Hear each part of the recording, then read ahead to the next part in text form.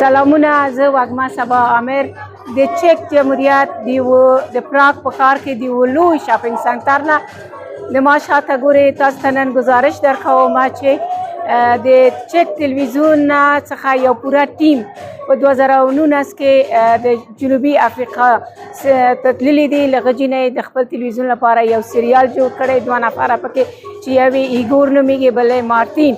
د دوی دا شاته دغو د هغه موټر سایکل چې دوی پکې شوټینګ کړی دی، هغه موټر چې دوی استفاده اوس کړې ده، او هلته د دوی هغه جامې په ګوډیانو ته اغوستې. د دې راپور نن نمایش نن لګېدلی، تاسو ته یې درکوم.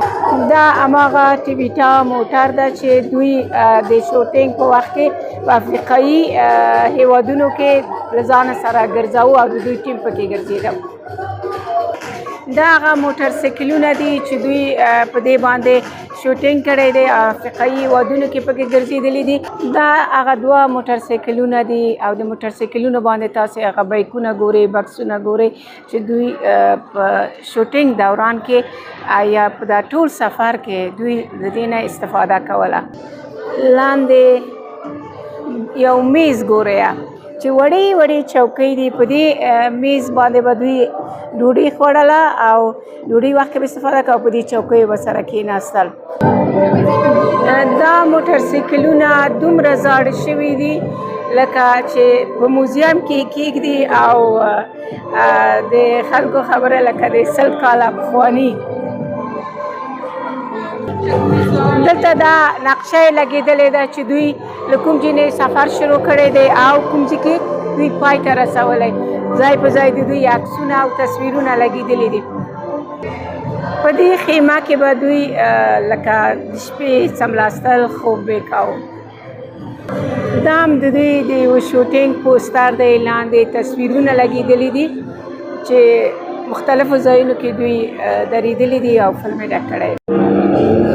دا دی له ما سره دی ولاړ دی، دا مارتین نومیږي او دا دی د دې فلم هلک دی او د فلم په باره کې چې دوی جوړ کړی دی دوی به خبرې وکړي. پلیز. Hello, my name is Martin Pisarik and I would like to say hello to all the people of Afghanistan and I'm really glad that you are here. مارتین دی، مارتین پیسارک. زه د افغانستان ټولو خلکو ته سلام کوم. زه له زړه نه خوشحاله یم چې تاسې دلته وینم. زه به درته وایم چې موږ له ټولې افریقا نه سفر درلود، له شماله تر جنوبه، له مراکو تر کیپ ټاون پورې. موږ غوښتل ټولې نړۍ ته ښکاره کړو چې افریقا یو ښایسته او لوی براعظم دی. هر هیواد خپل ځانګړیتوب او جلا ښایستونه لري. د بېلګې په ډول په اروپا کې موږ د افغانستان په اړه ډېر معلومات نه لرو، خو دا رښتیا دی چې افغانستان یو ښایسته هیواد دی او ښه خلک لري.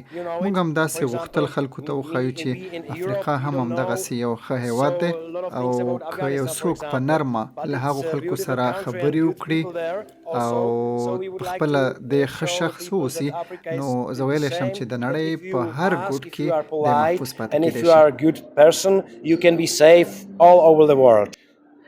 د تاسو د کار په دوران کې کرونا راغله، ویلی شي چې کرونا د تاسو په کار باندې څومره اغیز درلود؟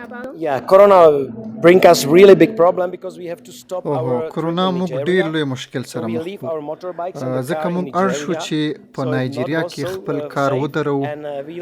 نو موږ خپل ګاډي او موټر سایکلونه ټول وسایل په نایجیریا کې پرېښودل او چې هلته دا محفوظ نه و. موږ 2 کاله خپل کار ځنډولی او دا وسایل مو هلته پرېښي وو. له 2 کلن ځنډ وروسته چې موږ هلته لاړو، نو موټر سایکلونه په بد حال کې پراته وو، خزندو پکې کورونه کړي وو. موږ هر څه بیا له سره پیر کړل، دغه موټر سایکلونه مو ترمیم کړل او کار مو یو وارې بیا شروع کړو.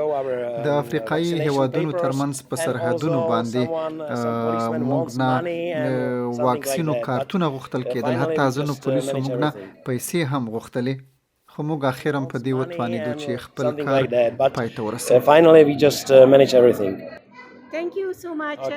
مننه له دې نه چې له ما سره مو انټرویو وکړه. تاسو نه هم مننه. د سره ما خبرې وکړلې او دا هم د همغه ټیم غړی یا د فلم هلک چې دوی دا سریال جوړ کړی دی. نو د بلې خپرونې لپاره ماته اجازه راکړئ چې زه بیا تاسو سره مخې ته حاضرېږم. خوشحاله وخت ولرئ.